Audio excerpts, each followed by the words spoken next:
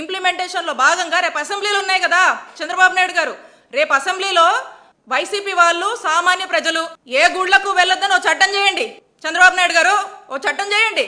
ఈ విధంగా మరి పోలీసులే దగ్గరుండి దాడుల్ని ప్రోత్సహిస్తూ దాడులు చేయిస్తూ ఈ కూటమి ప్రభుత్వం వచ్చాక అధికారులను అడ్డం పెట్టుకొని ఏ విధంగా పోలీసుల్ని ఉసిగొల్పి హింసను ప్రేరేపిస్తున్నారో రాష్ట్ర ప్రజలందరూ కూడా చూస్తా ఉన్నారు. మరి దీని పర్యావసనమే అంబటి రాంబాబు గారి మీద దాడి, జోగి రమేష్ గారి ఇంటి మీద పెట్రోల్ బాంబులు ఏ విధంగా అక్కడ భయభ్రాంతులకు గురి చేశారో మనమంతా కూడా చూస్తున్నాము. కాబట్టి మాజీ మంత్రులుగా ఉన్నా కూడా ప్రతిపక్ష నాయకుల ఇళ్లపై ఈ విధంగా మరి దాడి చేయిస్తున్నారంటే ఒక్కసారి ఈ రాష్ట్రాన్ని చంద్రబాబు నాయుడు గారు ఏం చేయదలుచుకున్నారో ప్రజలందరూ కూడా ఆలోచించాల్సినటువంటి అవసరం ఉంది. సూటిగా ప్రశ్నిస్తున్నాను నేను చంద్రబాబు నాయుడు గారిని, అసలు ఈ గొడవ కారణం ఏంటండి? జరగని కల్తీనేయిని జరిగిందని మీరే అవాస్తవాల్ని అసత్య ప్రచారాలని ప్రజల్లోకి తీసుకువెళ్లారు.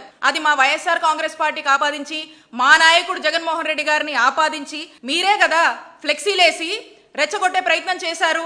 క్లియర్గా సిట్ చెప్పింది, చార్జ్ షీట్లో ఎన్డీడీబీ చెప్పింది, there is no animal fat added అని చెప్పింది, ఇట్ ఈస్ నాట్ డిటెక్టెడ్ అని చెప్పింది. అయినా కూడా మీరే రెచ్చగొట్టి మీరే ఫ్లెక్సీలేసి ఈ గొడవకంతా ఈ రభసకంతా కారణం మీరే కదా.